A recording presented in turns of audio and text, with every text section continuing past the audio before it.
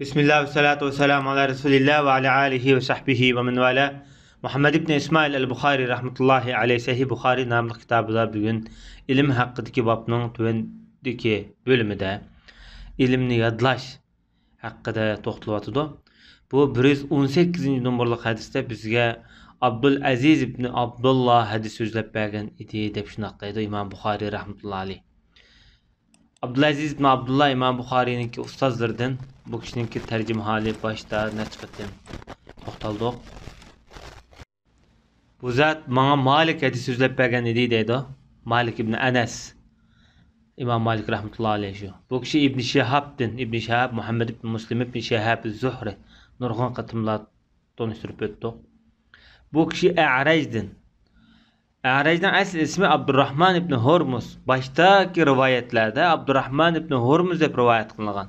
Meyada E'raj'dın deyilipti. Hem de E'raj Arap tilda tokur degan gap. Meyada hem de toka degan deb rivayet kılınıptı da. Bir adamni bu bir ayıp noksan. Lekin bir adamniki mesela bu laqımını onu ta'riflash uchun, onu tonish uchun bayon qilinsa bo'ladi. Ammo uni mazaq qilish uchun, onu ayıplash uchun, onu masxir qilish uchun ayıp uning laqımını desa bo'lmaydi. Bu kishi Abu Hurayra radhiyallohu anhudan rivoyat qilib, Abu Hurayra radhiyallohu anhu shunday deydi. Kishilar Abu Hurayra ko'p hadislarni rivoyat qildi deyishdi dedi. Bu yerda ko'p deyishdan Abu Hurayraning ko'p hadislarni yodiga bildiganligini bildirdi. Yodiga bilmasa ko'p rivoyat qilinmaydi. Bu odam deydi, agar Allohning kitobida ikki oyat bo'lmagan bo'lsa, men hech qanday bir hadis so'zlamagan bo'lardim dedi. Demak, bu oyat ilmni yoshirishning xatarligi ta'kidlangan oyat bo'lg'achqa, Payg'ambar alayhisolatu vasallam haqida anglagan va bilgan her bir hadislarni men deyishga majburman demoqchi. Andin tuvandagi oyatni o'qib, Alloh subhanahu va taolo estaizu billah shunday deydi. Biz tushungan hidoyat va bayonlarni, ya'ni risolat, vahiylarni, ilmlarni yoshirgan kishilar haqida deb to'xtalib, bu Sura Baqaraning 159-60 oyatigacha 160 oyatigacha. Bu oyatning umum mazmuni oxirida Allah Taala'nın ilmini yoşuğan adamlarga Allah Taala lanet kılıdı. Yani bir kısım lanetçilerni lanetlaydı degan. Bu yerdeki lanetçiler deganni Allah'ın farishtalari deb bundan olgan. Bir kısım mufassirlar zimindeki yeryüzündeki bütün canlıklar bunga lanet o'qiydi deb shunday degan. Muhimi bu oyat ilimni yoshirishning xatarligi haqida tushirilgan mazmun. Demak, shu davrlarda hamda Abu Hurayra radhiyallohu anhu'niki ko'p hadis rivoyat qilg'i qarta bir qism kishilarniki bo'lib, ham sahobalar topmaydi bu gapni. Keyingi sahobalar davridan keyingi tabi'in, tabi'inlar zamonlarida bu qarash maydonga kelgan bo'lishi mumkin. Nimishki boshqa insonlardek, boshqa muhojirlardek ko'p hadis boshqalar nimishki buningdek ko'p hadis rivoyat qilmaydi. Boshqa muhojirlar ko'p bo'lsa, buningda burun musulmon bo'lganlar tursa, nimishki bu ko'p hadis rivoyat qildi deb boshqa tabiinlarniki diqqatini chekkan. Balki buni yaxshi gumon qilaylik bu nuqtadan. Balki men payg'ambar sollallohu alayhi vasallamniki hadisiga bo'lgan o'lcham shu hadisning rostligini saqlash uchun birinci əsrdən tatiblar şu vaqtdagi ulamolar buna diqqat qilib nazarını ağdırıb kelgan. Abu Hurayra radhiyallohu anhu bu kishilarniki gaplariga qarata hamda o'ziniki sabablarini bayon qilib kelyotdi.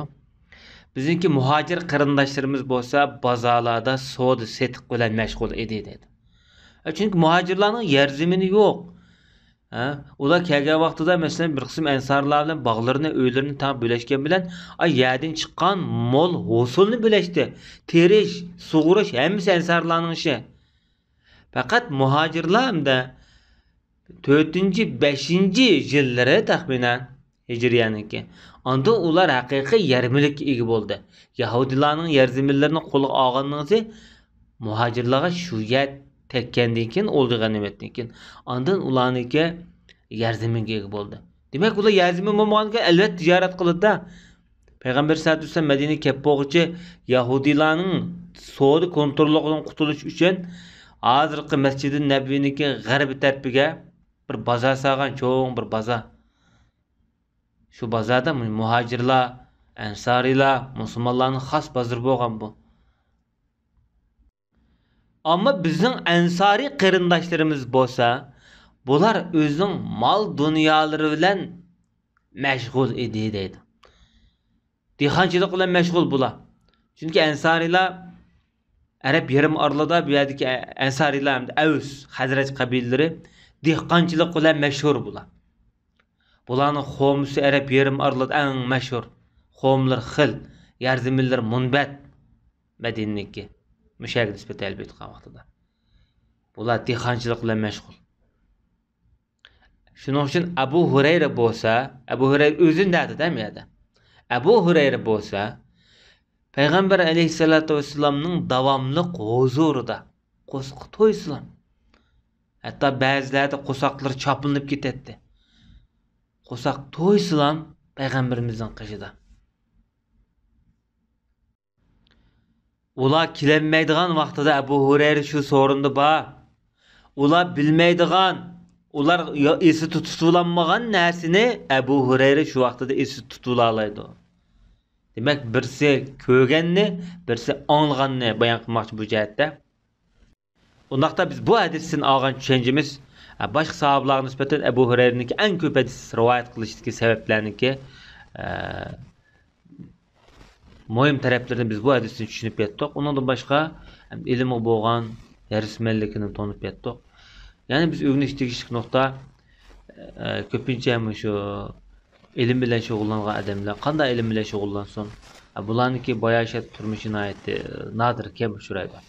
Nemiş ki diğer vaxtıda ilimga özünki barlığını vücudunu atıgan adam bu bek köp turmuşda bayağı şey haşemetlik turmuşlarını keçiremeslik mümkün. Ondaqda ilimga ixlas qilgan vaqtida, ilimga vujudini barligini atagan vaqtida, hamma narsani voz kechirgan vaqtida Abu Hurayra kabi nur chaqnag'in bo'ldi. Endi Abduqodir Jaloliddinninki mundaq bir so'zi bor. Shu ma'naviyat bilan shug'ullangan odam kambag'alroq o'tadigan dunyoda deb. Bu odamning o'zi nayt kitoblarda bo'lsin, o'zining leksiyalarida bo'lsin, turmushidan bek nayt ko'p voysigan.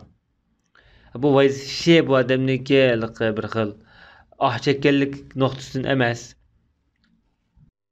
İlim bilen mənəviyyatla şug'ullanishninki ne kadar zahidlikni talab qiladigan bir turmush ekanligini ko'rsatish kerak bundan.